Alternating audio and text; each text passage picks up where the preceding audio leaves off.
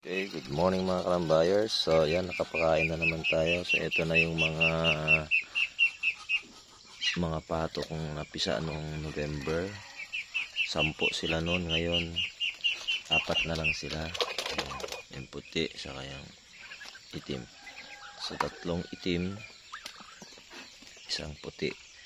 So, out of 10, ito na lang, 4 na lang. So, mahirap pala pag iniwalay ko sila kaagad noon kasi yung iba noon namatay kasi may sugat sila sa mga ulo. So inihiwalay ko agad sa kanilang nanay. Tapos maulan noon, November, December, January. So out of 10, ito na lang sila, 4. Tapos yung nanay nila nangitlog agad noon. Nakapisa naman ng 12. Pero ngayon 11 na lang. Ito namang isang to, isa dun sa dalawa magkapatid ito. Pangalawang napisa. Ito naglilimlim na yan. Ito nangingitlog pa lang. 2 pa lang itlog niya. So, ayan. Meron siyang 18 na itlog. Manililimliman. Sana mabuo lahat. Napisa lahat. Kanawaiti. So, ito mukhang mga babae sila. Hindi ko alam kung ano. Pero maliliit naman sila. Siguro mga babae yung mga yan. Ayan. Maliit lang sila eh. Ito naman na yung 12 dati. Ngayon 11 na lang sila. Alam kung ano nangyari dun sa isa. Hindi ko naman nakita kung namatay o ano.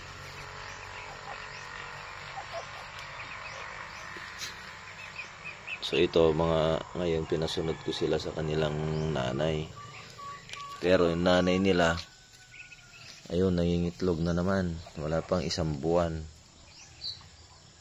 So ayun punta na sila dun sa tubig. Pero wala na eh. Konti na lang ang tubig.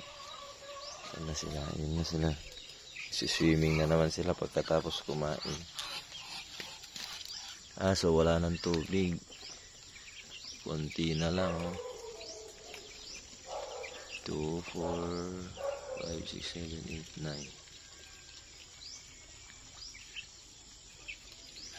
Saan yung iba? Ayun yung isa. Naiiwan pala dito sa taas. Uy, nahulog. Konti na lang ang tubig dito sa pond. Wala na silang lalangoyan na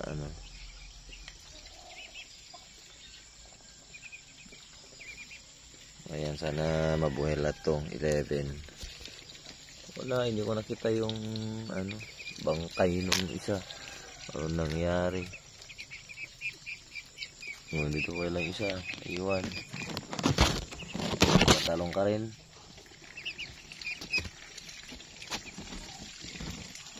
Hindi nga kung makakatalong ka. So magaling sila lumangoy dyan.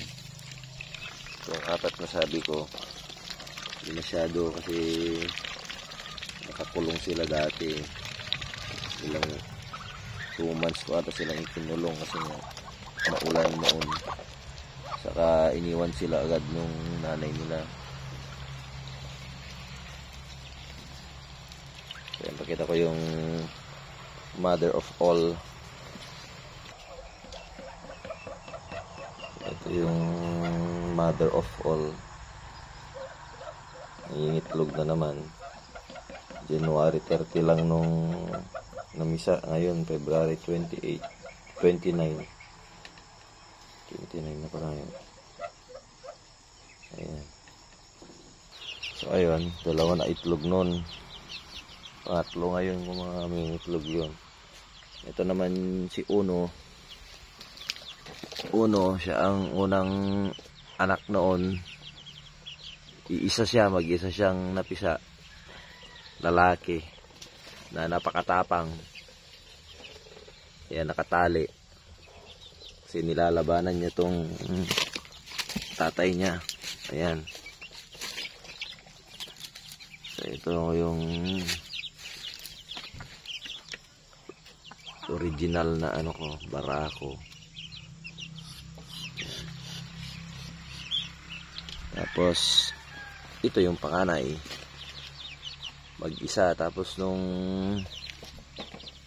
pangalawang pisa, dalawa lang ang napisaan. Ito yung isa na dalawa palang itlog. Yung isa 18 na ang itlog na naglilimlim na. Nabuhan kong bigyan sila ng malunggay kahapon. Ayaw naman nila. Okay, so yan lang muna ang update dito sa ating mga pato.